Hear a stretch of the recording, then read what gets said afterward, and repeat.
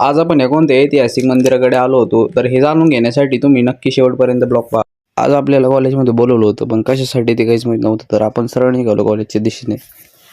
कॉलेजमध्ये पोहोचलो भावांनो. इथे येऊन पाहतो जर का कोणीच नाही. आम्ही मोजून 4 ते 5 जण होतो फक्त. इथं आम्हाला पेपरबद्दल इन्स्ट्रक्शन देण्यासाठी बोलवलं होतं. तर मला माहीत असतं अगोदर तर मी आलोच नसतो. तसंच आपला हा मित्र आज आपल्या गावाला चालला होता, तर त्याला आपण इथं सोडायला आलो होतो. मग काय भावांनो, मित्राला सोडलं आणि आपण निघालो आपल्या घराच्या दिशेने. तर मध्ये आपल्याला एक एक मंदिर लागतं पवन गणपती म्हणून. तर इथंच मी येत असतो. मी कधी डिप्रेस असलो किंवा इथं एकदम शांतता असते आणि इथं मुळात तुम्हाला सांगू तर कोणीच नसतं, कारण हा इतका डोंगरात भाग आहे. इथं कुणीच नसतं मुळात. कधी कधी जर चतुर्थी वगैरे असली तर लोक येतात, बाकी कुणीच नसतं. एकदम शांतता असते सगळं. मग काय झाली आपली गणपती बाप्पाशी भेट. मग काय आपण दर्शन वगैरे घेतलं आणि बाहेर आलो. बाहेर येऊन तुम्ही पाहू शकता वातावरण एकदम निसर्गरम्य वातावरण आहे. इथं कुणीच नसते, एकदम शांतता असते. दर्शन झालं आणि मी निघालो घरी.